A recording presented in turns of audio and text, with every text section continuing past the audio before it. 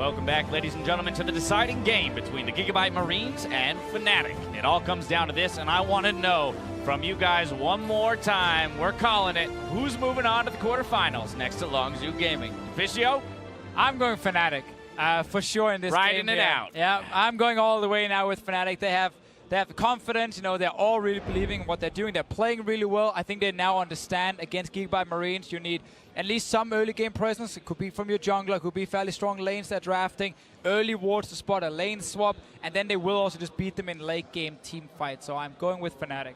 I mean, that said, the GIGABYTE Marines, they've surprised us throughout the tournament time and time again. Almost took a game off of Longzhu today. Crumbs, what are you thinking? Well, I'm not going to be alongside you to counter your jinx this time, Deficious. Damn, that might be it now. Be careful. Woo! I'm going with the Marines, and when I look at the games that we've had so far, I can't deny that my mind's telling me Fnatic that is actually going to be taking this one. But I gotta have that gut feeling inside me that's telling me that the GIGABYTE... Exactly, right? My mind's Use your brain, man! I'm trying, but it just doesn't work prophet. right now. He doesn't have to explain himself. He just has to have the feeling. You know what? If you don't want me to explain myself, I won't. There it is. Zale, what are you thinking? I have some faith in Fnatic in this one. I do think that they've had a fantastic day. The momentum is in their favor. And I feel like we've seen the formula of how to beat the GIGABYTE Marines. As you said, you know, if you're able to put on some early pressure, if you're able to invade and figure out what they're doing, I feel like you can beat this team. Have we seen the formula, though? I feel like teams don't even know what they're going up against every time they play GIGABYTE. Do they even know? Let alone This is my question. Does it matter if you have a downloaded? super strong meta comp and you scout out what they're doing at level 1? Like, I'm of the opinion that it shouldn't, right? As long as you give respect over to the picks, you think about what the strengths of the picks are, as some teams have been wont to do. You know, Right. Mortals did not respect what the Urgot could do. But if you think, hey, what are the strengths and weaknesses of these champions? Why is it not meta? They're not meta for a reason. You know, picks like Janna and Lulu and these sorts of What are picks your are thoughts, always there. Deficio? I mean, I agree 100%, and I think the key thing with GIGABYTE Marines is that getting the advantages through mid and jungle.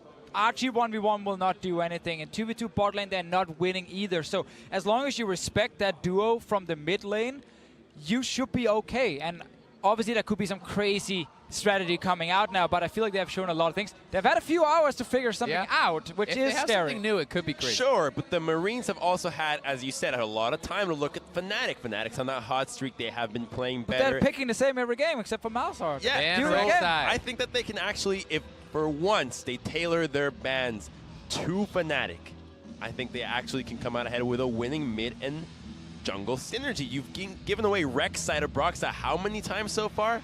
Fnatic just grabbed Syndra in the 1st I'm rotation. just glad that you guys don't agree, because that means we're very likely to have a crazy, crazy game. That's going to do it from us now. It's time to send it over to the casters to get into the action.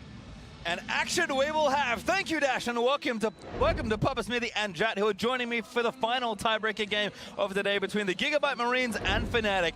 I don't know if I expected to say that sentence at Worlds. This has been one of the craziest days we've had at Worlds. 2 tiebreaker games. Fnatic started 0-4. If they make it to the quarterfinals, they will have won 4 games in a row. It is insane what had to happen to even get us to this point. And even just you and I, because it's the 8th game of the day, so we had to roll in some new analysts here to try to get you through. You're doing some great work here, Base 2 Times. One more for both these teams as well. And they posed that question, GIGABYTE Marines, do they have one more? Because they need one more, and then they'll have a week to cook up some new strategies for the quarterfinals if they can pick up the win. Yeah, and it's also what picks do they have, what bans do they have? Sure. Because I agree with Crumbs there, where I am tired of seeing Broxah on Rek'Sai, because he has been so effective for it, and I want to see the teams, I want to see GIGABYTE Marines sitting backstage watching the early pressure that he puts out with that pick and getting rid of it. And if I think about Fnatic, what is the one ban that I would like against the GIGABYTE Marines? I feel like, we slept on how good Optimus was in the mid lane on Syndra. I think taking away Syndra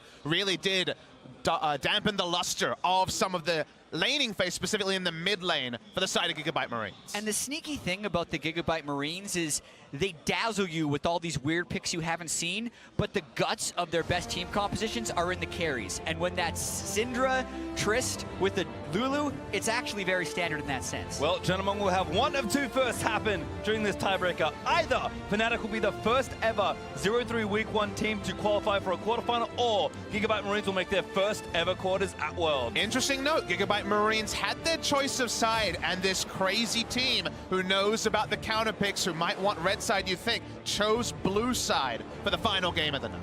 Certainly interesting as Jarvan joins Kalista as Fnatic's first 2 bans, Janna and Xayah, so a complete bottom lane taken away by GAM, and Rek'Sai, there it is. And now we're in uncharted ground right now as far as this is concerned. Will we also see a Galio ban? That has been pivotal for GIGABYTE Marines. They beat Fnatic with it in the first game of this group stage.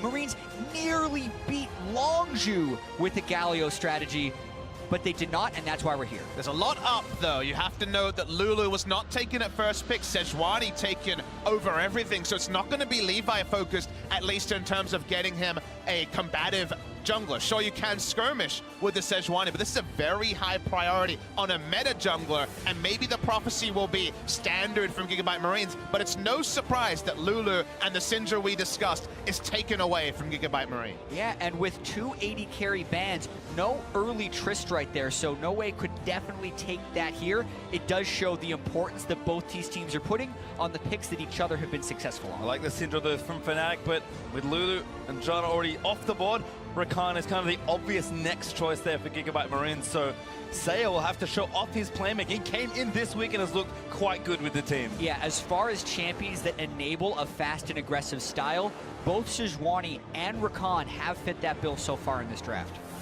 And there's the Trist we expect, so first pick ADC goes over to GIGABYTE Marines. Yeah, No Way in their first victory at this tournament was a star on the Tristana, the sleight of hand, everything else with the Nocturne happening. And okay, quick lock-in on what has previously been considered a good laning pick into the Tristana. The Sivir being picked up here for Reckless, so locking it in early. I don't think it would have been banned in the second round, but putting it in there now. Yeah, it's very bold right here, and I feel like it's just because Fnatic want to save as much as they possibly can as far as getting a counter pick, because if they lock one in here, it makes it a little bit easier for GIGABYTE Marines to draft around that. Who knows, though?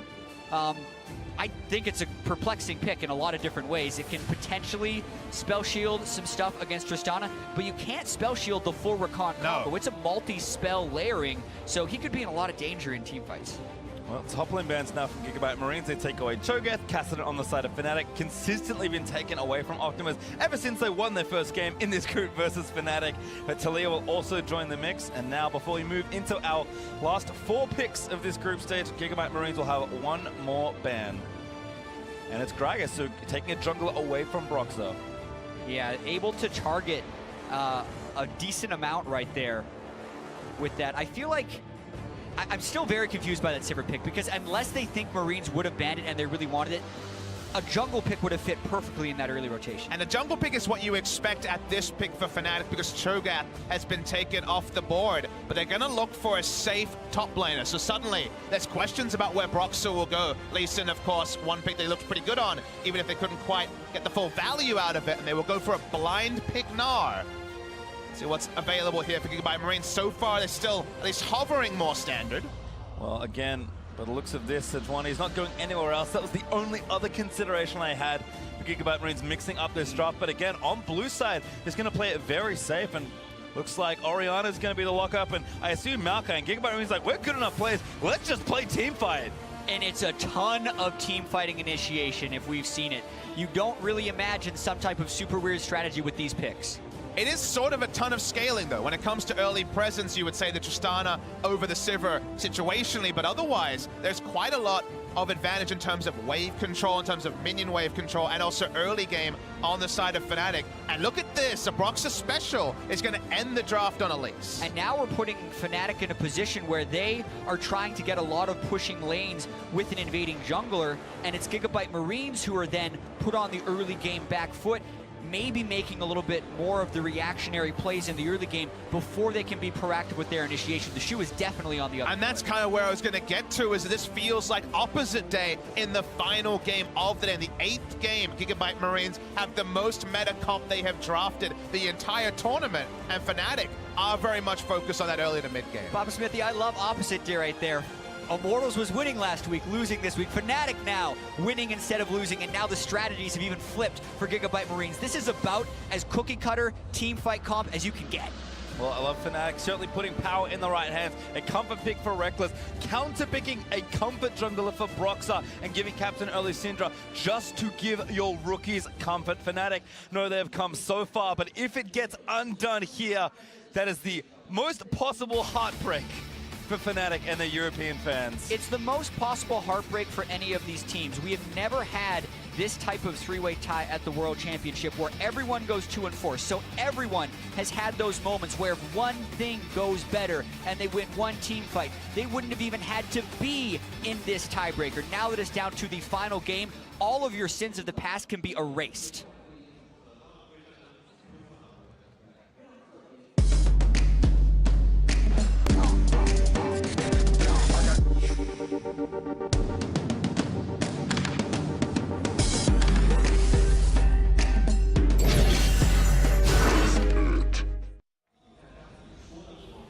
And what a way we've come as we move out into Summoner's Rift for Group B's final time. Our second Worlds tiebreaker here in this group.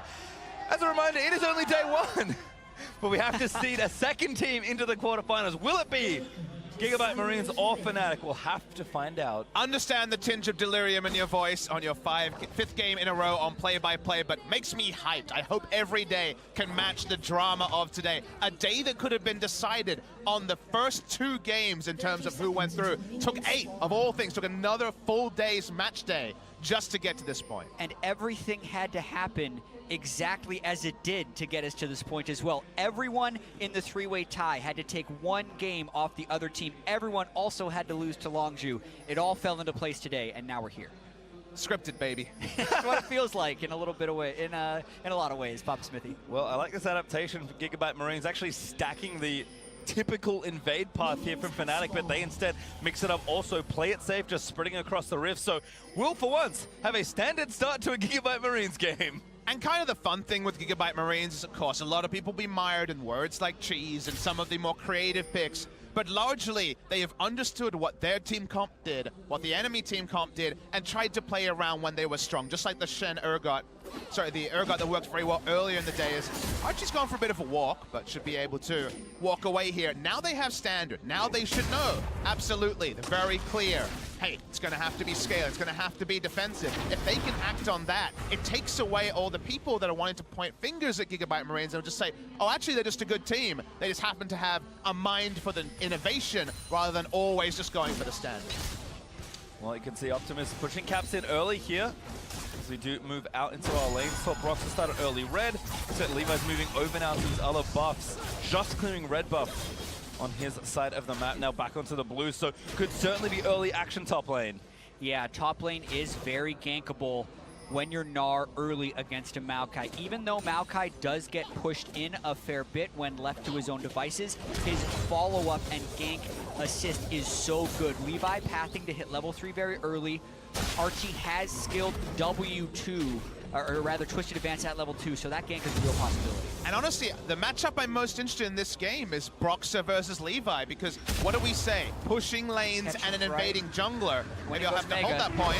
Here's Mega. Soaz does flash out of the way, but the Permafrost now applied. Archie can look for that stun as Soaz could be locked up in. Already burned the flash. It's disaster. First blood for GIGABYTE Marines. Just like it was last game when Fnatic played Immortals, the very early gank top lane as Broxah passed towards the bottom side.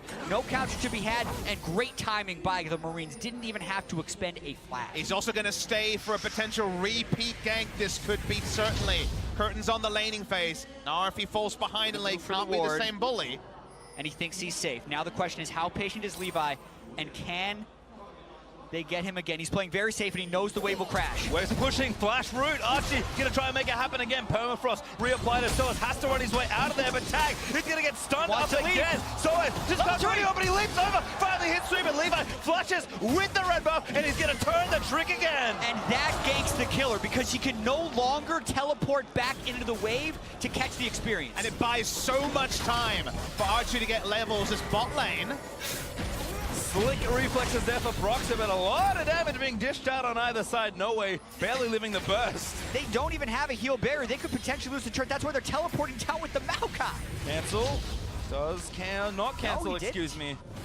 Make sure his bot lane stays safe. That is a real team commitment from Archie. So much stuff happening in this game. Archie had a huge experience advantage over Soaz. So he teleported back in, and as Jack mentioned, could not get a lot of experience. Those extra levels, also the item time is going to be likely hit much earlier for the Maokai, trivializes a lot of the early harass that Soaz can do. He's finally back into lane. He'll start to control it. We will see the Maokai go back top lane, but he did relieve some pressure off the duo. Yeah, and some of the outcomes of those 2 kills onto Soaz aren't turret damage. It's not even an incredibly skewed top lane, as now both top laners are without their teleport and flash. It's actually just a very fed Levi on Sejuani. So he'll be hitting level 6 quickly, he'll be getting Cinderhulk very soon, and it's about how much he can use the advantage, because don't really expect Archie to be able to bully Soaz there after using this teleport bottom and also not picking up the last hit on either of those kills. Got to keep tracking Levi though. Looks like he's back to business here in the top side.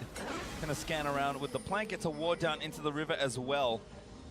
And looks like just keep jungling. Like you said, Jat is accelerated, wants to stay ahead of the curve. And what this game really cements to everyone, I hope, is that Levi, it's about the mindset, not necessarily the picks. This guy has a ganking mindset. It doesn't matter that Sejuani against Elise. Levi is the player who will look for the creative ganks. His pathing into the advanced brush to ward off just a single ward, answering his return gank in top, was also of the mindset of a ganker. And Broxah has the lowest kill participation before today of any player in the tournament. So he has struggled to have anywhere near the impact that, of course, Levi has. Yeah, and looking at the bottom lane as well, this is a lane that Broxah should be looking to snowball around. Reckless and Jessis have had perma-shove in this lane. Lulu as well as Sivir does outshove the Rakan and the Trist, and when they were shoved in as well, that's when Noe and Sia went for Broxah down to that bottom lane, so that CS lead has exploded. Smart ward coming through, and on your screen you can see that Reckless has definitely had some good times on the Sivir. Has been a legacy pick for him, even though a lot of other regions were looking past the Sivir pick for most of summer. Yeah, and when we said it was a perplexing pick in Champ Select, it was just because we didn't expect it to be banned, so they could have gotten something for them. Oh, Broxah looking to burst down Saya, but not enough just yet. 3v3, but a little too low already. Reckless might flash in for the kill, but Saya battle dances away. But definitely at the point in the game where you can be pretty brazen with face checks when you have this many kills on a Sejuani. So his presence is what warded off there being any counter kills, as we see Optimus roaming down as well. Yeah. Look at this turret, it's extremely low. That's why Optimus is down here. But Reckless and Jessis are just going to keep shoving in as long as they have Broxah there for the support. Pop back there by Soaz, gets out from under the sapling that Archie put into the brush, but you can see with the early lead playing confidently here in the top lane. And Optimus the same, very completely even on CS versus Caps, and he's had a great landing phase just on his own. It really has been split map attention as far as these two very heavy ganking junglers go.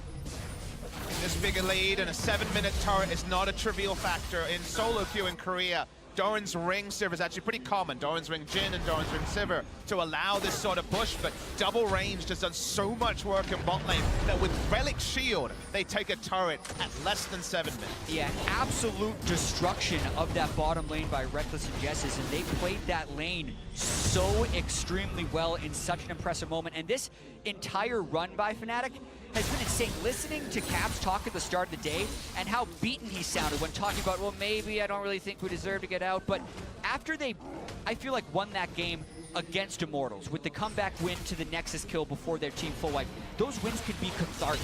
And they completely changed the mentality after that game. They've really been a new team. And what did we see from Fnatic? There was so much action around the top side. The bot side said, hey, we're definitely not getting ganked. This guy's getting camped top side. Let's get advantages bot side. And we couldn't really say that about a lot of Fnatic's play in most of the games last week. Seeing that today is another good sign, because at least they're getting wins somewhere rather than wins nowhere. Yeah, 30 CS lead for Reckless as it continues to build up, and Fnatic already hot swapping there to the top side. Why not? You have a strong pushing lane already with the Sivir and Lulu. Gets Soaz out of that lane. I mean, 1v2 is not much worse than the situation he's already been in, and Fnatic are looking to tear down these turrets. Yeah, it's going to be much harder to push into Archie right now because he does have the Ninja Tabi, but the pressure is there. The early deaths from Soaz are mostly forgotten by and large because he hasn't lost his turret. His gold is actually not that far behind Archie. It's 300 in a Maokai versus Gnar matchup. That's negligible. The question will be whether or not GIGABYTE Marines can get onto Reckless, and that's going to be the question for the rest of the game at this point, as he's looking like the early front runner to have most of Fnatic's It was something like 1,200 gold behind for No Way on the Tristana as well, who will have to slowly cobble together something. Yeah, 1,100 at 9 minutes. Yeah, almost 40 CS behind as well. There's No Way trying something. They do see the control ward Levi did not stick around, so gonna know that something's up. Fnatic instantly back away from the potential 3v3, but Broxah is also in the area if needed. So this swap from Fnatic going very well. And we have to again return to pick and ban. Okay, there's been 2 kills and we see Reckless getting ahead. Outscale is still a game plan for GIGABYTE Marines. So having 2 kills, having the Sejuani, never get invaded by Elise, get a free jungling phase and then some with bonus gold is still, if we look back at more traditional days, because today has been atypical and then some in terms of the meta, or maybe it's the evolution of the first week meta. But by first week meta standards, GIGABYTE Marines can still hold their head high. They still have great options as the game goes on.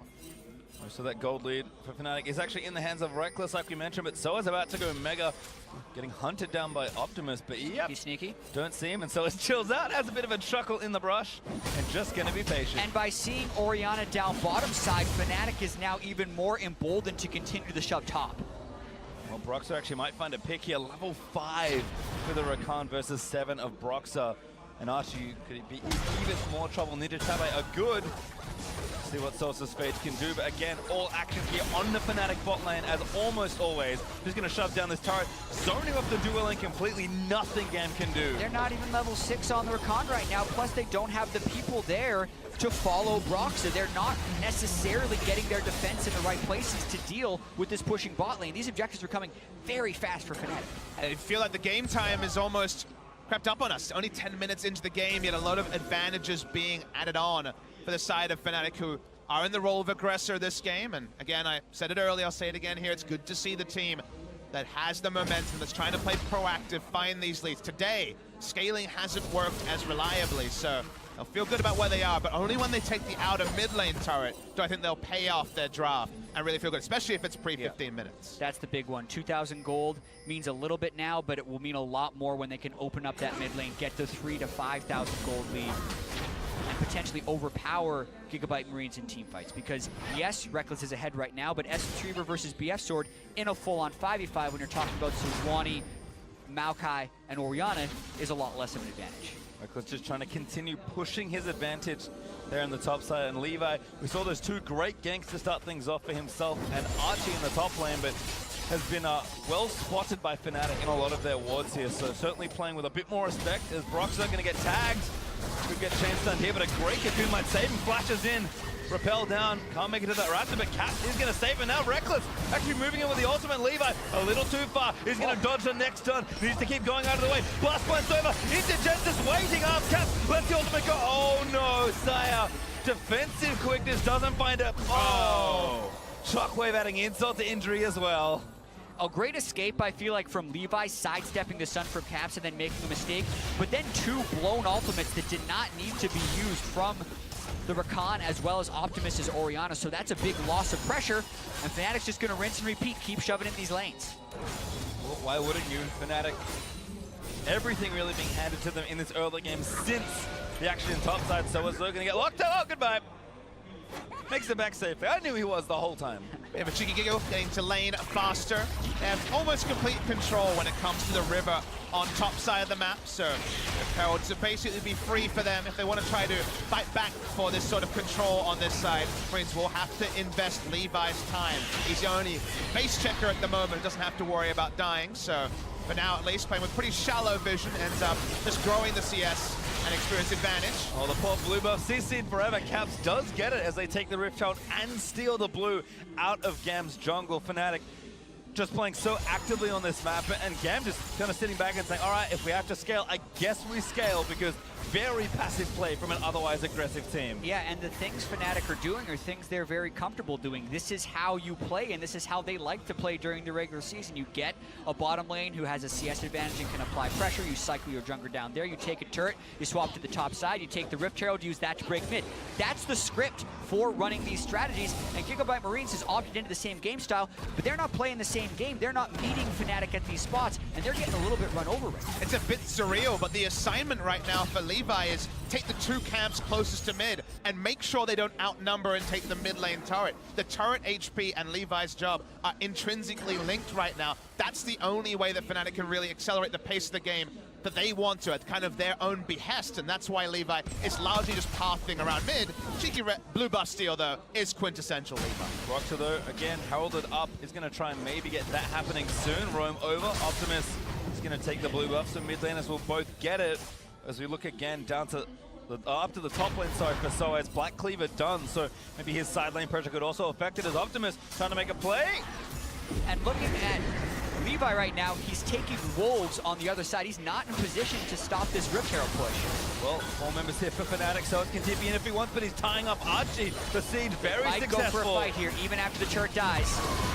Well, there's the ulti up from Reckless. Optimus had the ball placed, but everybody just dissipates from the center of the map. And I feel like that's a misuse of the Sejuani. I mentioned what his job was, kind of disrespected it, but they might look for a kill on the back end. Ooh, still rooted up, but Soaz has his flash. Optimus very, very late, but the dive is incoming. Levi is here. Soaz gonna try and magic his way out of this one, but no luck. Optimus grabs it. They do get the kill, but can they even get the minion wave to the turret? The third kill on Soaz with a lack of pressure. The waves continue to collapse down for the side of GIGABYTE Marines. With this comp, a single kill for mid lane turret is a mistake. It is not a trade up, it is a trade down. Fnatic are more than happy. Soaz had no interest in trying to flash. A pretty easily flashable ultimate, because his flash will be used aggressively when he hits Gnar in the next particular team fight. So honestly, GIGABYTE Marines need to continue to have a strong spine because they drafted into being the defensive team and then tried to play aggressive with Levi. Well, Fnatic still climbing up in the gold. 2,000 ahead still with 0 kills on the board, as Soaz and Archie are doing battle. Yeah, just watching this one more time. It was an extended trade. Soaz did use his Gnar early, but once the mid lane turret goes down, it is really hard to escape a Maokai, as we can see Fnatic taking that Mountain Drake. While this replay is happening, they just chased on. They knew Fnatic would probably be recalling after that mid lane turret, get the slow. Yes, Soaz potentially could have flashed, but he still would have been run down by Archie and Levi. Better to hold the summoner, and they'll take the Drake off the back of it all. So business as usual for Fnatic, given how they've been the last 3 games. Insane to think they could potentially go 0-4 into 4-0. Oh, another kill here, potentially. Cap's actually going to grab his first. No, not yet as Archie. I think maybe I'm in the ult with his W, but still so whacking away, and Caps does grab it. The tables a turn for Archie. The other guys have more people this time, and there's still no pressure on the other side of the map because that was a play made by Fnatic while their waves were pushed, so they can essentially make it cost-free. Good catch by Pastry Time. He did manage to W through the damage, but his death was guaranteed, and all of that, the Reckless stats just in this game. Domination in the Sivir lane has certainly been achieved, and still no real confirmation that it's all worth it for GIGABYTE Marine. Yeah, I mean, you look at this overall gold lead for Fnatic, and it's 2,800, and then you look at just the bottom lane for Fnatic. It's 1,600 for Reckless and 1,200 for Jessis. That's 3,000 gold. That's the lead, is their bottom lane right now. You're not supposed to smash lane, and of course not in kills, but in terms of CS with Relic Shield. It's the bonus for both of them, plus the turret gold on the multiple turrets they've been involved in. So gold standard achieved for Fnatic, and still a waiting game for GIGABYTE Marine. And kind of continuing a very inverse situation we've had today. Fnatic might win a game shutting GAM out of objectives, which I don't know if it's ever happened. Finally, they have a kill on the board. Caps was able to collect the last one, but it is always odd to be behind in kills but ahead in objectives. But Fnatic have played a very calculated game to get to this point, as Levi will grab the Scuttle Crab there. There is a bit of a meme for Sivir games called the 500 CS win condition, where Sivir gets 500 CS. That generally means Sivir is max items. Against double frontline, you're just ricochet critting all the way to the back line, and it's a very strong strategy. We're already 2/5 of the way there, and GIGABYTE Marines hasn't gotten close to turning on yet. Reckless has had some of the best CS per minute of any player at the World Championship, the highest coming into today. So Fnatic will be fairly confident with what was that early pick Sivir in the draft after they had seen the enemy bottom lane. And Sivir in the Ardent Sensor meta, remember that the support is another squishy that will not be buying armor for the majority of the game. So those ricochets are hurting 3 members intensely as the game goes on, and not much mitigation will be found through armor from either the Orianna, the Tristana, or the Rakan. Fnatic still weaving very effortlessly across the left side of this map. Soaz in a 1v2 right now, so he respectfully backs away. Gamma completely backs up against it. Broxer gets tagged by a good chunk of damage from Optimus, but pressure is happening in 2 lanes, and so is he's happy to absorb in the bot lanes. And those are the little things that GIGABYTE Marines need a lot more of. Anything to disrupt this cycle that Fnatic is running, because they have played this game so many times, you need to be able to delay it with poke like that. You have to wonder, do they have to start opting into multiple scrying orbs? Because getting Baron Vision has been impossible for them for the last couple of minutes. Sure, it's going to spawn in 30 seconds, but right now, actually pushing forward on the map, outside of what we see on the bot side, has been very difficult for them. And the Baron will be another headache, sure. Soaz is making them fight for this turret as well. Gets some damage down, but no way. Should have enough to finish it up. Meanwhile, Reckless chasing after Optimus Shockwave. Not good. Reckless with a great spell shield as the stun from Caps was only just a bit short. Second one that is just barely missed to the left or the right, thanks to sidesteps or Caps moving it a little bit. If they get that pick, they potentially do move for that Baron since they already had the Mountain Drake, but Optimus escapes using both summoner spells. Caps ended up flashing as well. That's an objective trade up for the GIGABYTE Marines. First good news story for them in a long time. We're seeing action, I think, in 2 lanes. Soaz up and away. There could be the combo. Not going to go for the dive. Actually, they will. No way. Goes in for it, but he can't follow after a great flash from Soaz. A lot of turret shots being taken by No Way and Seha right there. So they do get some pressure down bottom lane by forcing the flash, but they learned a lot themselves. Yeah, Levi's ult was used in the mid lane as well. Got the cleanse out of Caps. Double summoners from Caps, so that's pretty good on that particular side. So a lot of action, relentless aggression in 2 lanes for the Marines, but no ability to grow it bigger. Gold lead also, it's contracting. Only 1,700 gold at 20. Yeah, and also if we were to find the game that would be most similar to this one so far at the group stage for Fnatic, it would actually be their week 1 game against Immortals. Where Reckless was really fed, he had a dominant laning phase, but Fnatic as a team wasn't able to make that many plays, and eventually it came down to one big mistake. As this gold lead is still marginal. It hasn't increased in percentage. It has stayed pretty much 2,000 to 3,000 for the past 10 minutes. That fear creeps into your head. Fnatic has playmakers this time. They have the Syndra and the Elise. In order to make it to the quarterfinals, those are the guys that are most likely need to make some plays, because Reckless can't do everything on Syndra. Optimus is going for second item Ludus, so wants a power of his own in the mid game. Stop there being more of a trough. It's usually a replay what happened around the mid side while we were focused on bot lane. So still investing in some mid game. They know they're going to be comfortable at 4 to 5 items, but and just that little bit more power early certainly will go far for Optimus. And Fnatic needs to play as a team right here, which is what they are doing around Baron right now. The more control they can get with Vision, the higher the likelihood they land a Cocoon and use that Mountain Drake to get a large team advantage. Well, game is getting closer as GAM taking that turret, prevent the shutout of objectives, and again continue to kind of move people around the important sections of the map. Reckless still scaling, but GAM will be happy to sort of tie the game at just 2,000 gold, given that we're now 22 minutes through. Fnatic, however, are looking to make it perfect on Drake as they move towards the mountain that's now spawning. I think GIGABYTE Marines will do fine by just opting into gold right now by taking the outer top lane turret. Looking for a fight here. Honestly, the easiest way for GIGABYTE Marines to be bowled over is the face check and Elise Cocoon. Syndra and Elise damage is deletion on most of their members. Lock it or no. Spectre's Cal or no. So for now, give up the Drakes, take the immediate gold, and keep things tight. Yeah, and GIGABYTE Marines are getting something back here. When Fnatic was posturing for Baron Vision the first time, No Way took the first outer tier turret. When Fnatic goes for the second Mountain Drake, they get the top outer turret. And if they get a tier 2 here, they very nearly did. They would have nearly equalized the goal, but this is where Fnatic is looking to make their play. TP from Soaz is going to try and make it happen. Now Levi going to turn back around. TP also in from GAM as Levi. Maybe he just catches Soaz Archie, trying to make something happen. Oh my god, what a buster shot! Kicks Soaz out of the fight. Reckless also popped his ulti and GAM walk away. Scott is free as Archie. Re-engage maybe. Goes back in, the ulti finds Reckless. No way, immediately goes in on him, and Soaz still fighting here. A good 3-man stun from Caps. With Soaz, he goes down, and GAM come alive. GIGABYTE Marines, team fight fundamentals were awesome there. Caps will most likely just lead to the disengage. Levi going forward when they saw the teleport came in.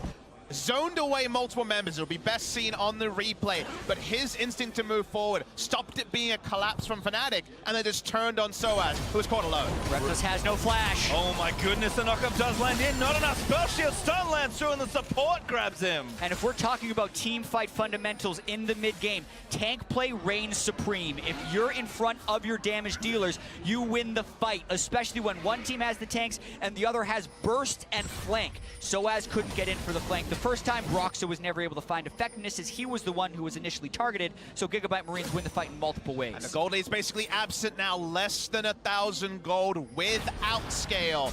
Nothing is decided for those last couple of moments. The smart team fight calls are great news for the side of GIGABYTE Marines. So this all starts off with them giving up, trying to take this turret, realize they couldn't do it. Watch the teleport and where it's channeled here and Levi's decision making. And then look at the spacing as well. Lulu and Syndra really far behind the play. Levi moves forward to buy some space, and then here, no way, boom, prevents the Mega Gnar immediately. That one moment basically means that Sivir ultimate will lead to nothing, but Archie, he's only thinking of re-engage. Yeah, well, Syndra also walks over a ward in the jungle, so GIGABYTE Marines know they have a numbers advantage and can freely engage. They hardly get touched in this play. Rekkles realizes the fight has gone astray and flashes out. We want to talk about the Sejuani ultimate, but we will talk about Sejuani sticking topside and then eliminating Rekkles on the backside of all of this. And GAM, again, we expect him to scale with Rekkles. Not a good look. That is not the picture you want to see for Fnatic when it's the team that has struggled with their mentality after the first week going 0-3, feeling like they wouldn't be able to bounce back. But miraculously this week, they pull so much back together. They have come so far. There is no way they can give up now. And so as look at this, Spirit Visage second, no Frozen Mallet to potentially abuse Archie in a side lane kind of thing. So, all right, we're probably going to be need to team fight soon as Fnatic have to opt into something in this mid game around the major objectives like the Baron or of course the next dragon that's spawning, which is an Infernal. But GAM just going off right now. Cap splashes in, cleanses out of the way, but now that's going to dive a beautiful ult. Nails that one and Optimus grabs it. And nothing Elise can do there. Suddenly the Shu. We talked about the Shu being on the other foot in terms of draft. Now in terms of tempo in the actual game. GIGABYTE Marines reign supreme, and Fnatic can only run in one direction. It's away. GIGABYTE Marines have a lot of initiation tools. They just didn't have the push in the early game. As you said, they had to stall out. Cap's still down, also still flashless. Soaz also still in the mid lane. Marines gonna push strong. Gonna go for this turret and actually are going to get it. Fnatic cannot defend, and now they're just gonna keep going. GAM gonna try and bust through an inhib. Such decisive play here from this team. Fnatic can only watch as that part of their base crumbles. This game accelerated to late game a lot sooner than Fnatic thought it would. They have an early game advantage, but you're hitting the power spikes on Noe's Tristana. You're hitting those points of Maokai being able to find fearless teamfight initiation. And everything was so clean until it wasn't. It felt like Fnatic were doing exactly what they needed to. Rotating around the map. You hear that shout, they're trying something Archie again, but he's almost got ult ready. This could be real bad for Fnatic if they don't make it happen. And Levi is going to try to go in. Optimus, look at that turret! Doesn't quite have it. He didn't have his ultimate. It's so close, but Rekkles caught in the front lines, dies to Archie. And now Soaz trying to get a kill back here. But again, the poly onto Archie as he zones out Broxa and Jezis. Caps is flanking. Oh, that ultimate barely missed. Archie's still here. Optimus can find a very crucial shockwave, but Archie, I think he's just going to leave him away. And Baron is still up. There's no Rekkles to take it, so Fnatic has to be very careful. But they control ward. They know there's no vision. They know GIGABYTE Marines is extremely low, and they have double mount. No Warmorks on Levi either. He did not rush it. Baron's at 2,000. Optimus can make the play. He's got no help, but they can deliver. Not going to make it there as the Baron. Goes over to Fnatic side. Almost dies with the shockwave. Only finds one. So it takes down Levi as he flashes onto Optimus to finish off that kill. Hyperprox. There's the double for now. And that's the clutch that Fnatic has had all day long. It goes awry at the start, Rekkles falls, but the rest of the team backs up the play. Caps comes in from the side, lands a ton of poke. They get them low enough, they recognize the state of the game, and they make the aggressive call and convert. Yeah, the two-man stun was so big from Caps, who had a ward around the blue buff area where No Way was trying to poke in. Both the damage dealers out of the fight, even without Rekkles able to power down the Baron. This game has been topsy-turvy on a topsy-turvy day, and now Fnatic find themselves again about 1,500 gold ahead. Going for this Infernal Drake now, though. Fnatic, so much of an advantage despite not having a top in here. GAM, though, might try something, but Levi not here to steal. No chance at all. Yeah, they're definitely best to stay away from that one. And it's been a topsy-turvy game. Fnatic made the clutch play. They have triple Drake right now, 1 Infernal, 2 Mountain. But they're also missing a top lane inhibitor because there was a lot that went wrong before this big turnaround by Fnatic. This was already after they had gotten some damage in, so they tried to rush down the Baron.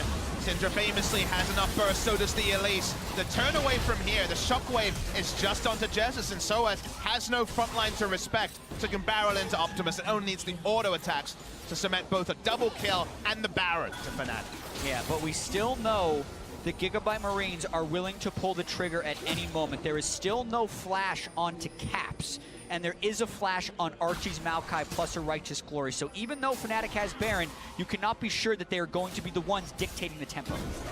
Good ward though, does what Levi and Say are trying something around the turret. And again, still pushing through Baron, so it's ready with TP if they need it, but GAM, they want this outer turret if they can get it, but they have to get it safely. Always hit a very strong point in terms of damage. Double Zeal item complete. Only armor item on any member of Fnatic is a Brandowin's onto Soaz. So target acquisition so important for the Marines. They can power them down. And Soaz trying to hit some split push power has already gone Mega, so the ability to teleport in to get that Mega Gnar is diminishing by the second. But with Baron minions on one side plus a Sivir and a Syndra, as long as Fnatic's in front of a turret, there's not much GIGABYTE Marines can do. Probably fine for Marines if it's actually Fnatic's Baron power play right now, and the fact that they push them into defense probably feels pretty good, but it's still a very close game. Conditional statements is all we have to bring you 8 games into what has been a mad first day of the second week of group stages here at the World Championships 2017. GIGABYTE Marines do have the comp. They do have good item timings. The gold lead is nothing to write home about. On paper, you have to love what GIGABYTE Marines have, but there can still be a single Braid Fade by one member of the 10 members in this game, and the game could be decided by that. So as in a side lane though, something we've heard a lot at critical junctures for him at Worlds. And he is getting stronger on this now. Ignore the 4 deaths for now. His individual play has been amazing all day long. Zeke's convergence for the second time in one day is some sort of double rainbow situation here at the World Championships.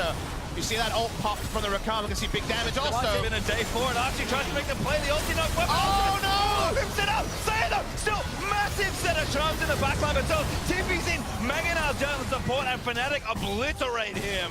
And the fight isn't clean for GIGABYTE Marines. The Orianna ball snapped back due to range, and then Rakan found the God engage, but there was no shockwave to follow. That could have been so huge, but instead, it is now Fnatic with Baron pushing bottom. Looks like inhibs could start to break here. Fnatic with a very strong push. Baron just gonna wear off, and looks like Fnatic. One more wave. No, don't even chance that. Moments like that can decide best of 5s, can decide a best of 1 here to decide who moves forward, and the sombrero, as we call it, when you self-ult yourself when you don't intend to, could be super critical from Optimus because the setup was good. And the thing is, in this group, all of these teams entered the tiebreaker at 2-4 as he jumps into Reckless. No way with no fear. Nothing to see here. Moments like that are things that all these teams have experienced because they've all lost 4 times. There have been those incredibly close clutch moments that they have fallen short on, and when they finally land it is potentially when they make the quarterfinals. Watch the fight here. Ball is leashed onto Archie. And Flash, back. twisted advance. Honestly, Optimus has the ball on him for longer than you would expect in this scenario. That was just losing the moment. It's many games in a single day, 4th game of the day for him. That is a critical mistake from the mid laner of GIGABYTE Marines. But Fnatic have held strong, rewarded with almost 6,000 gold up worth of Baron power play as they creep themselves up a very strong lead. Still, GAM are in this one, but willing to press the pace are Fnatic. They know how to close out games like this. Wave clear from the Orianna when the Baron is down. As they look at Caps, remember Tristana and Rakan cannot get here. 3-5 Clear, for but he Marines. flashes out. Archie's still there. Levi gets stunned up on the other end, but Archie not very tanky, taking way too much damage. Just trying to buy time maybe for the dual lane as Archie finally falls to Reckless, but Noe's still there. Yeah, but this was a Marines engage in a 3v5. They have their 80 carry and support over on the side. There's the dive, stuns one into the wall. Levi, chain stun by the Syndra, barely makes it out alive, but Fnatic still going. If they lose multiple members, they could just barrel through the mid side, but Caps is recalling first. They will lose bot lane inhibitor. Optimus out of mana, gets taken down by the clock tower.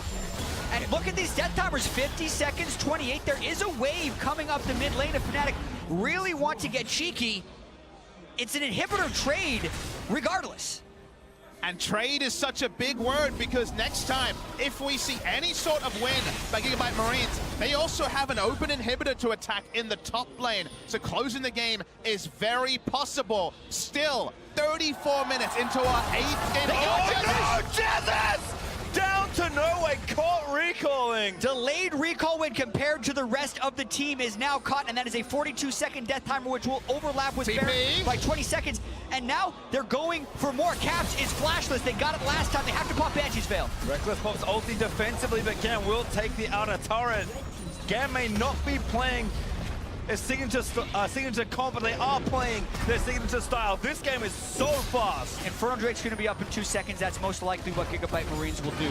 But that's the only thing I can say with certainty about this team. Who makes that play for Marines where they send to bottom to engage 3v5 in hope of a pick? And now, the sneaky Baron. I mean, this is making another call. They turn onto Inferno. Fnatic Double Mountain. Straight onto Baron. Like you said, they're going to get it so fast. Yep, it goes down. Double Mountain, more than enough. And at the same time as GAM get the Infernal, Fnatic grab another Baron. But now Lulu's still in base. They're going to know this. A missed engage. Fire missed it. Quickness popped already, so it's going to hop over the wall to safety, but Levi might find a snipe. But where's the rest of the team going to approach from? They still have people in the river. It's totally scattered. And you can see attention from the pings onto the bot side. GAM don't have enough vision to try and get a pick. Fnatic, that was a lazy set of recalls, but they did not get punished. We're seeing exhaustion, honestly, in this game. We're seeing many more misfires in a row than we've seen scattered across multiple games today. Both these teams trying to power through what has been an insanely long day. We started the matches 8 hours ago, and they are still battling here on the Rift. It is not clean, but it's all about the clutch because we're 35 minutes in. And GIGABYTE Marines won that first game of the day. That is the only game they have won today. Aside from that, they have fallen to Fnatic and Longzhu and stood watching Fnatic versus Immortals because GIGABYTE Marines held the tiebreaker thanks to better win timing on their victories over Fnatic and Immortals. So, as you mentioned, an incredibly long day, and everybody is kind of just hoping for that second lease on life. Both of these teams have made so many mistakes during the group stage. If you would ask even the most hardcore fan, a lot of them would say at some point that their team didn't deserve to make it to the quarterfinals. But this is the world we are living in right now. And whoever wins this does earn it because battling exhaustion on an 8-hour day, being the best of the three, still counts. Whatever one side is facing, the other side is facing too. You can never lose sight of that. Everyone here with their hearts in their mouths, waiting for an engage, waiting for a mistake, waiting for an outplay. The next one, any of those three things, probably decides the game. If GAM can find the engage angle, if they can execute with this team comp, Fnatic may just lose on the spot. And Reckless is insanely strong right here. When he upgrades his QSS to Mercurial Scimitar, he will be a full build Sivir, as well as having a Lulu, one of the best buffers of an AD carry. They have that inhibitor down in the mid. They're pulling no way away from it, so it is kind of 180 carry versus 0 in the siege. If he can ever free hit, they would win the game. That's why GIGABYTE Marines have to be so precise in their engage. And you would say, what about the double stone plate? But Ricochet's so good against stone plate because it spreads damage across 3 members if they're grouped that have no armor. So getting damage onto the backline is a possibility for the Sivir. However, hilariously tanky Maokai and Sejuani are. Still 1 minute and 30 seconds on this Baron buff. Soaz is doing work in the side lane with his Black Cleaver and Guardian Angel. It is incredibly difficult for Marines to make an initiation. They don't have that much damage without Tristana here. Well, Levi threatens, but again, GAM know that without a 5v5, it is tough for them to do too much. Baron is wearing off though for Fnatic. Only a minute left, and they haven't got too much more. GAM actually protecting their inhibitor turrets, not the tier 2, Soaz did manage to claim that, but only losing 1 inhib after 2 Barons might be a miracle if GAM can do it. Yeah, and remember, Fnatic is pushing this lane because that's the lane where they don't have an inhibitor. Yep. Fnatic has also suffered substantial base destruction during this game. Levi onto Reckless, but Reckless standing strong. Warm-ups, regen will come in. Of course, they'll be slower pushing the minions in bot side because they're dealing with the super minions from the side of GIGABYTE Marines. There's an unreal amount of unspent gold as well for both these sides. Fnatic is desperate to make this Baron count. That they have so much gold that they are not spending. GAM closer to their base could tip the scales. Yeah, 2,000 at least on every carry position and 1,500 on the jungler and support. So that gold lead is actually facetious right now. GIGABYTE Marines can fight them item equal for the most part if they find it engaged. 3,100 gold on No Way. Everyone else much, much lower. So in terms of effective gold lead, it's probably only a couple of thousand. Caps down bot side, but blow for blow against Archie looking good. Reckless does not get caught because GAM have no vision as they transition around their base. And Fnatic, they finally take the turret. They open up another in here, but they do not take it down. And GAM have now had them respawn. Fnatic, their bot inhib also respawns. We have 2 open inhibs on either side, and once again, we are at an impasse. And we get to take a deep breath, dude. 39 minutes 30. Those shopping trips will happen. The objective that will force the final Alamo for one of these teams is still not decided. The battlefield will continue to change as everyone just resets and gets ready for that titanic last fight. Yeah, and Reckless is 6 items, as is No Way. So both these AD carries very strong. It's about a half item lead for most of Fnatic, the needlessly large rod to the ward slot when you compare the mid laners. The null magic mantle to the ward slot when you compare with Levi. Sometimes vision can actually be incredibly important, but they're just going to brute force go in. Optimus again, the hula hoop not good there. So it's actually in, almost Mega, but a great back there. Mike hitting away, Saya, they're taking too much damage. He goes down to Reckless. No Way needs to stay alive in this fight. Broxah chunked by Optimus, but Soaz just going in. He's going to try and make it the morale cap. Got an amazing stun. Soaz gets a kill. Archie left out to dry as well, but Reckless is going to be the target. Flashes out and does not die. Chezisto could get greener as No Way. Moves in there, does get the kill. What a chaotic fight. It's 2v4. Fnatic still has a full house. Syndra! Great stun, No Way. Barely lives as Caps can't finish it up, but Broxah, he's taking it in him down, and Levi flushes out to barely live as well, but Soaz gonna hop after. Should go down. Levi, oh my god, he's buying so much time. And No Way also killed the minion wave in mid. Another extender of the game. If you open up enough space to Sejuani, gets the Warmog's healing, that's going to buy more time, even if his demise is likely. No Way getting that minion wave dead in the mid lane is game saving. If he doesn't do that, Fnatic are in the quarterfinals right now. Now, interestingly, if Levi dies now, he will be dead through Barons. There's a very interesting And he is dead. He's going to die. They will not have smite for Baron. Gonna get chased down, but the jungler has changed. No Way have trying to smite for stop Baron. the Elder Drake. But they're going to get this. They shred this thing. It's a 6-item Trist with Ardent Sensor. They're going to get Elder. RTTP. Fnatic do know what's happening. Nars here. Sivir's coming. Sivir is running fast. Ultimate actually trying to bait them in. Reckless, little too far forward, but Saya taking the damage. Oh, they barely get it. Soaz does manage to find a way. Oh my god, killed him all the way. Christie's face up, still going for it. Soaz, Mega needs to avoid it, but he got the double kill. No Way, still fighting him, but Soaz with the Mega. Caps finds the shutdown. Shockwave, no. missed. Oh no, Fnatic inching closer as Optimus getting it taken down by the veteran. Super minions in the mid wave. After that, after the Elder Drake steal, after No Way killing Reckless, it looks like Fnatic will be going to the quarterfinals. It's not an ace just yet, but Soaz will ensure it will be. Fnatic surging forward. One of those shockwaves of the 3 that missed hit, and maybe this game goes a different way, but Fnatic made the more reliable plays. It was not clean, but they should end the game here, whatever Levi can Cigar do. is pretty strong. He's keeping the minions away, but if he falls, then it's just going to be a cycle of deaths over and over again. This is desperation with super minions coming from the other side. And not redemption, not 16 enough. seconds on No Way, but Caps is going to have ultimate when he comes up. Saya did respawn, he goes in. Charms gets a knockup, but he's just, again, trying to buy time. Fnatic not having any of it, though. Caps is pretty low. Most likely over. We have to see it, though. Right. They're very close. Still going in again. Saya trying to make it alive. but the Nexus is open. No Way makes his way back in, but he's not gonna do it. Cap finds a clutch play, and Fnatic do the unthinkable and make their way to the quarterfinals. Still close. Optimus forced the shockwave. The wave has to go in, and there it is.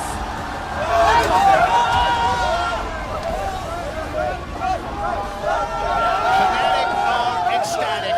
What a story. 0-4. Remember, they were 0-3 last week, and they lost the first game of week 2. But from there, win 4 games in a row. We saw Reckless earlier, stone-faced after the game, started to slip away, but it slipped and slid so many different times. Very different emotions from the Fnatic members now than at any moment last week. And what a roller coaster this group stage was, as well as this game with the Elder Dragon going down right at the very end. So many expectations defied by Fnatic.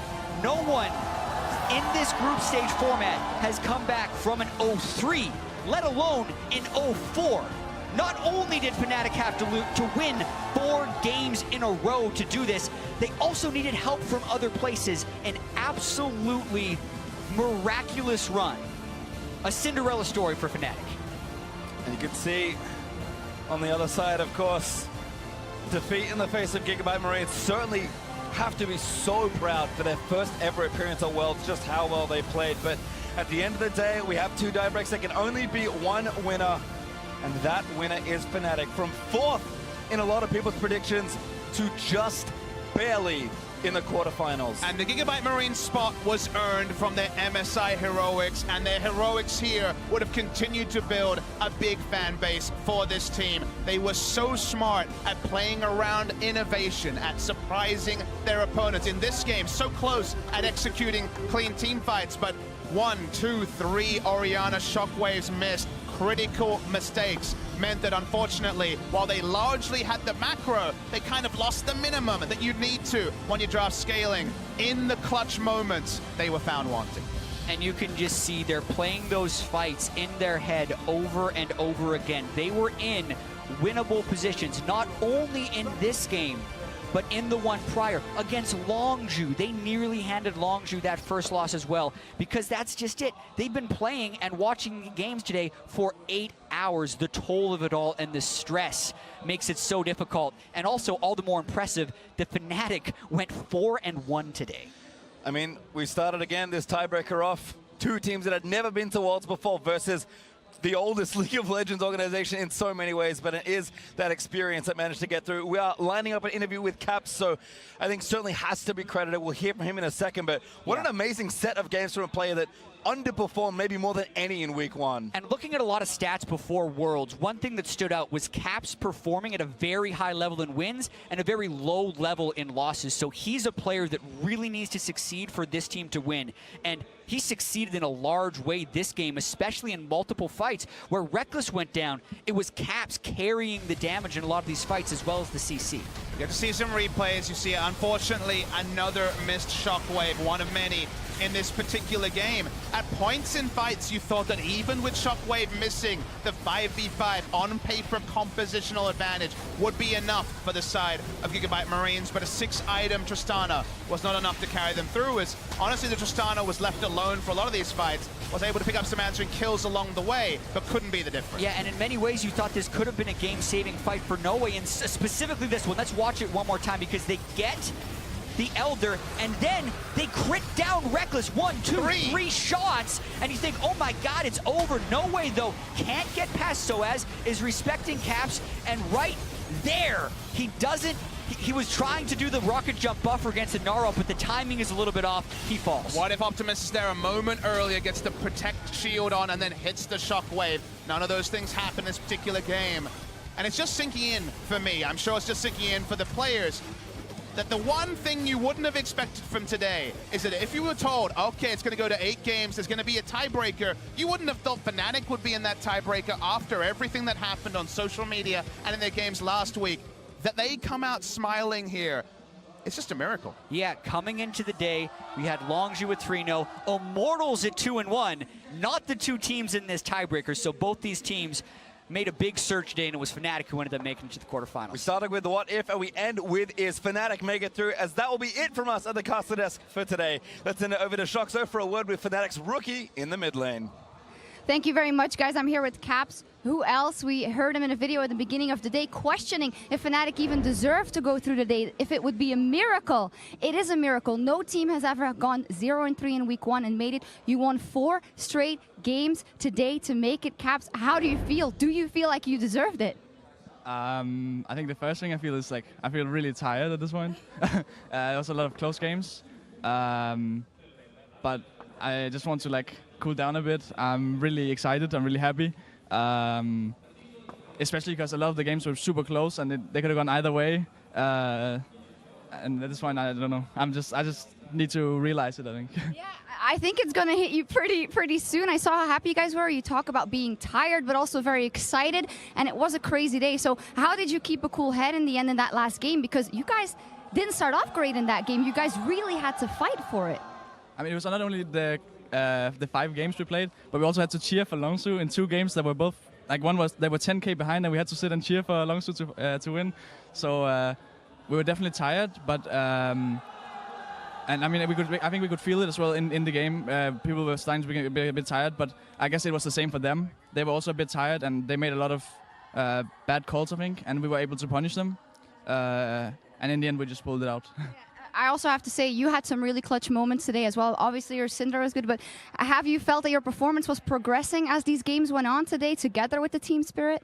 I think it's one of the things where it's like, I mean, usually you just look bad when you lose, right? Because you don't really have any pressure and you don't really have the opportunity to do any plays. While today, the games went a lot more in our favor. A lot of the games were drafted Rexer, so we had the early pressure and we were able to turn the early pressure into 2 kills. You're so factual, Caps. You just did the almost incredible what nobody believed you to do. Is it still sinking in? It's definitely sinking in. I think I will go home. We will eat at the buffet probably as a team. And I think maybe when I go to bed tonight, I'm not even going to sleep. I actually have had a bit of problem sleeping lately because I was so excited. And now I really hope I can just finally calm down. I hope you also get some orange juice at that buffet, by the way. But final question, and we have to ask this. It wasn't great in week 1, obviously. There were a lot of question marks, and you overcame that all. So what can you tell the fans and a lot of your European and around the world fans to keep this going now and make sure that that doesn't happen again before you go into the quarterfinals? So I think a lot of our games were, both in week 1 and week 2, were closer than we wanted them to be. I think if we want to beat, and we're even going to face a first seed team, and we're going to beat probably a Korean team, we will need to be a lot more convincing. I think especially when we get a lead, we're really bad at closing it out. So I think it's just in scrims, we just have to practice more the situations that arrive on stage, where people don't just fight randomly, they don't take fights that they don't have to take. All right, well, anything else you want to say, or are you just ready to chill for a bit, cool down, and enjoy your victory at the team? Yeah, I will just say thanks for supporting me. I mean, the fans have been great, even when we were losing. I know a lot of fans were still supporting us, and when we were 0-3, I still saw things like we can still get first in our group. So, so in that way, I'm just thankful for all of you out there supporting. And we're thankful for an amazing day of games. Thank you very much for the interview. Congratulations, Caps and Fnatic. They did it. Incredible. Back over to you guys at the desk. That they did, Shocks. Thank you. I am still simultaneously baffled. Oh, I predicted this from the get-go. Yeah, we knew it all. I was cold from the baffled and impressed. Fnatic 4-1 on the day to be the first team in world's history to qualify to the quarterfinals after starting 0-3 in week 1. But more than anything, hats off to both of these teams because they left it all out on the Rift, right? We talked about it, 8 hours of gameplay today. You could see the exhaustion on their faces. It was all about a battle of who could make fewer mistakes, who could capitalize on the rest. Yep. Fnatic come out on top. They've made an incredible run. And I really do think that was the theme of the day, who could make fewer mistakes. And I think Fnatic, when it mattered, did play more consistently, was able to execute on plays. We saw key mistakes coming out of their opponents, and Fnatic kind of was the benefit of some more calm play. I think also individual players really stepping up when it matters. Like we had Reckless some of the games, we had Caps as well, really showing up big time. And I think that was something that benefited Fnatic a lot that some of the other teams maybe didn't get to show, where it only relied on a Levi from GIGABYTE Marines or no way here in the last game. But Fnatic had multiple carries to rely on. Well, I know you mentioned Reckless and Caps, but this is a 5-game affair for Fnatic. I think every member got to step up at a certain point throughout the day because, as Shocks mentioned, this was pretty much just a miracle run for Fnatic. So many pieces had to come together for this to happen. And look, and as we're all still kind of coming down from the excitement of the game, I do want to pull up the final fight one more time. Let's look at the craziness that ended it. Let's remember, this fight starts at the GIGABYTE Marines base, goes all the way back to Fnatic's, to the Elder, and back to the base. And I mean, the key thing to track is the shockwave from the Orianna. Optimus not able to really find anyone there, getting pushed out of the fight, and no way. You brought this up, Crumbs. He could have actually Buster shot Soaz out of there, and perhaps they could have actually kept more members alive for that eventual Elder Dragon. Yeah, the theme of the day really has been Tristana not using the Buster Shot, but he actually ends up getting so many crits and almost carrying that we get to see him here at the Dragon. And here's where he felt like he had that hero moment where he's getting a 3-shot Reckless, explosive shot onto Broxat, then hits the auto attack with the Elder, and he's thinking, this is me. This is my penta. Here. But then the most criticized player from Europe, Soaz, steps up big time, gets him with the ulti, kills the Orianna after as well. And he was 0-3 in this game because he died to the first few ganks. And yet he ends up actually coming huge in these fights here. So super impressive turnaround. He had a great Cho'Gath game earlier as well. And when Fnatic really needed Soaz, he was there. You talk about the most criticized player in Soaz. We'll have an opportunity to hear from him in just a moment, getting that interview set up. While we're getting that ready, let's talk about these 5 members on Fnatic and the run that they made here. Let's not forget, this was the 15th game that they've played at Worlds. This team had to come through the play-ins to get to the groups to now qualify for quarterfinals.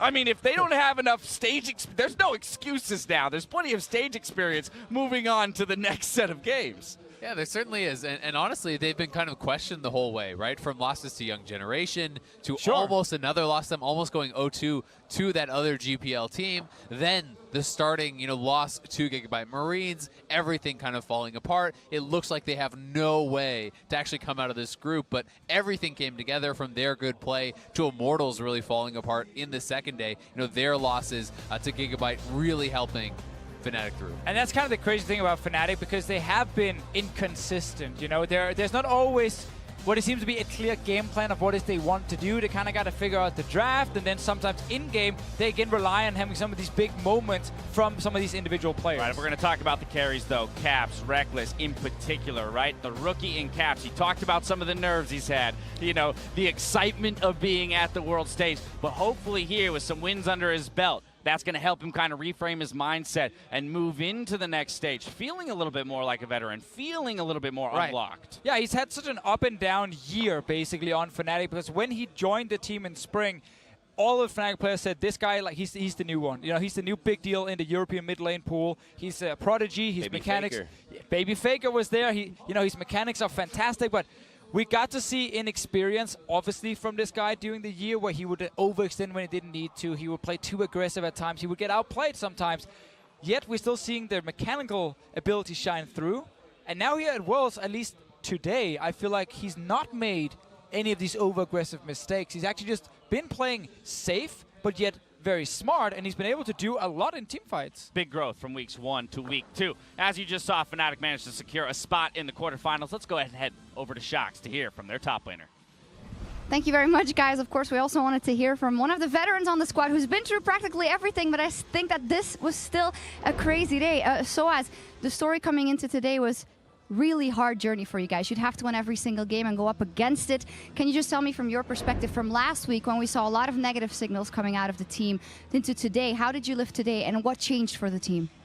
Well, going all 3 was pretty hard on us, and it was hard to pull through. We just had to focus on the games per games and try to get as many games. We're not thinking about going out of groups. We are just thinking that we wanted to eventually leave Worlds with getting a few wins, right? And in the end, Longzhu beat everyone and helped us a bit, and we managed to beat everyone else. So yeah. Would you say there was a certain moment where you started believing again, or that kind of changed the dynamic in the team today? I started really believing after we beat Immortals. As soon as I went on Twitch on top, and then we both killed them, and then we got Baron. Then I knew that the game was won, and I thought we had good momentum for the next game, and our team atmosphere was pretty good. So it was like a confidence boost, I guess, for everyone. Yeah. Yeah, I mean, that looks like the game that tilted. Finally, you are, of course, a veteran on the team together with Reckless, and you've been through a lot again this world in terms of social media and whatnot. So what, in the end, did you say to the team, or how did you guys help out the other ones, and how did you come together to pull it through? I think it was really, really hard, because it wasn't super hard in terms of team practice and stuff like that, but it's just it's best of one, and you don't have many chances, so you just had more pressure. It's not like you just lose 2 games and you're like, okay, we can win all the next one. It was as soon as we went all 3, it was really hard to like talk about practice, what to change and stuff like this, because we are not really so open-minded anymore, right? As if it's before Worlds, everyone is way more open, and you're way more open to criticism about anything. So yeah, it was pretty hard for us to have a good mindset after this. But yeah, since we were thinking that we were sort of out, you know, I felt like it actually helped us for some reason, you know. Yeah, it was a kind of a buff. Yeah, that's it then. Did you have fun with the champions you played today? Yeah, it was pretty fun. Besides, the Nautilus one, I didn't like it too much because I was the only engaged, so I just had to int it a bit to like somehow win some team fights. I didn't like the comp of this game, but the other one was okay. It was okay. Hey, it was fantastic today. Congratulations, Soaz. We'll see you in the quarterfinals. Thank you very much for the interview, and back to you guys at the desk. To me, that's something is playing with nothing to lose, right? Sometimes that can actually relieve some of the pressure when you've already said, hey, we're at rock bottom, we're out of the tournament, you have no expectations, and it allows you to play, I think, more to your normal level and sometimes without the stress of those expectations. Yeah, we talked about it, right? For Immortals, it was coming in and knowing, oh, we only have to win one. You kind of have that complacency, but then when the losses start coming through, it can sometimes get hard to turn it back on. For Fnatic, we got that nothing to lose mindset. You win the first one. Well, heck, let's just keep going. I still can't believe how close that first game they won actually was. When we think back, we kept replaying that fight down in the bottom lane where everything went wrong for Immortals. If it wasn't for that moment, Fnatic would not have done what they're doing now. We wouldn't be standing here talking about this, and Immortals would most likely have been in the quarterfinals. We say that at the same token, though, right? Week 1, game against Immortals. Very true. Reckless commits the ultimate crime in going over, over aggressive in the mid lane and played in part a role in that 0-3. So you're seeing all the trials and tribulations of a Worlds run for a team like Fnatic. And that's been all of Worlds, right? How many games can you think of where it's just the what if? What if EDG didn't group up for SKT's, amazing moment, that engage coming in from Wolf? What if Immortals in the bot lane didn't throw that game? What if Reckless didn't flash forward against Immortals? But that's what these games come down to, right? It is those moments. It's making the right call when the game's on the line, and I think that Fnatic in the end was able to do that. The test of greatness is to overcome those obstacles. After today's results and Fnatic's historic comeback, they will be joining Longzhu in the quarterfinals, while Immortals and the GIGABYTE Marines are heading home. Tomorrow we'll turn to Group C, where RNG are in a great position before their first game against G2 Esports, and the contenders will play 3 games each. We'll get 2 new quarterfinalists by the end of the day. Remember that we start a little earlier this week, with the first game beginning at 12 p.m. local time. That's 9 p.m. Pacific time and 6 a.m. Central European Summer Time. Set your clocks now, set the alarms, whatever it is. Esports never sleeps, according to Crum, so I know he'll be here. Sleeps. I mean, tomorrow's set of games. How pumped are you guys? Especially after we thought today was decided. Hey, everyone thought Fnatic had no chance. What about G2? I'm looking forward for 1907 Fenerbahce 03 team. What do they got? Fear, a man with nothing to lose. Hey, they can make a run for it. If Fnatic could do it, who's to say they can't? Yeah, if today is proof of anything, it's that anything can happen. One more look here at the groups as we move forward. Again, tomorrow we've got Royal Never Give Up, Samsung Galaxy, G2 Esports, and 1907 Fenerbahce. Really excited to see if Royal Never Give Up can actually maintain their form. Are they legit? Are they this good? Can they actually best Samsung once more? I think they can. We're talking about the dominant Korean teams, right? Even Caps in his interview said, well, as a 2 seed, we're most likely to play a Korean team as the first seed in the quarterfinals. So the expectation is there for the Korean teams, and that question about whether or not RNG could be that Chinese team to really challenge them. Well, the expectation is always to plan for expect the worst, basically. So they're just ready to tackle the strongest. The expectation was also Immortals would get out of groups today. Fun fact, by the way, Fnatic actually have a very high chance of not playing a Korean team if Samsung do not get first place in their group, because then it's only SKT they can actually get in that quarterfinal. So RNG first place. Someone from Group D. They probably want someone from Group D, yeah. There's still a whole lot of scenarios that can be worked out. Be sure to join Shocks, Kobe, and Deficio for Worlds tonight in a few minutes as they break down the action from today. Now for myself, the casters, the entire live broadcast crew, thank you for watching, and we'll see you tomorrow for more Worlds 2017. Good night.